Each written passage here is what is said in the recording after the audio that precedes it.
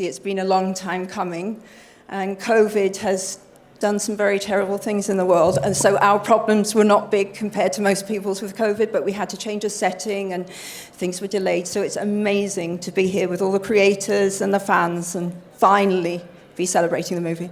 So much of these films, the process of putting these films together is done in secret, and so there's so much you can't share with anyone, even your loved ones.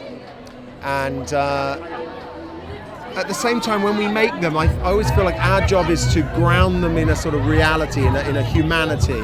And the magic is very much sprinkled on afterwards by the geniuses in post-production, just as they embellish the amazing sets and new worlds that we step in. But the truth is, the magic really happens when we give it back to the community of the wizarding world. And so it's really just sort of sinking in that they get to see it, and their passion for these films and these characters and these projects is so boundless and embracive. It really is, it's a wonderful thing. But it's only really on days like this that sinks in. Yeah. It always feels incredibly surreal, but particularly euphoric this time because the making of this movie during COVID, it was incredibly stressful and hugely enjoyable, but there were moments when I wasn't even sure it would make it out into the world. And so I'm thrilled that it has, because I think it's a really cool movie. It's filled with the whimsy and the magic that I loved in the Potter films. So hopefully we've done something. There are new fantastic beasts. They're really fantastic. Some scary, some cute. There's an extraordinary heart at the centre of this film. It's a sort of broken heart.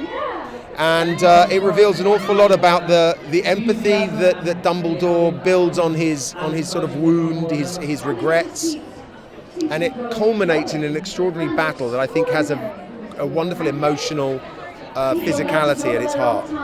I'm searching for a creature at the beginning, and I always said to David, like, I'd love to get Newt out in the field, like where he's at his most comfortable, using his skill set, and it was my attempt to do some stunts, which I'm not particularly good at, but I went for it. I love the fact that Newt is he's a sort of unconventional leading man, really. He's an introvert, he's incredibly kind, he's empathetic, but he's brave, and he also has a strong kind of moral core. And in this film, his relationship with Dumbledore I love, because it goes from sort of master-apprentice to kind of a fraternal one. He's sort of looking out for Dumbledore in a way that not many people do, so I thought that was lovely. Well, the opportunities in this film were really very much at the heart of why I was excited about playing this part, because there's this great character that people love, but getting there was all, how he got there rather was all for me to play, and this has given me massive opportunity to look back who he is, why he is the way he is.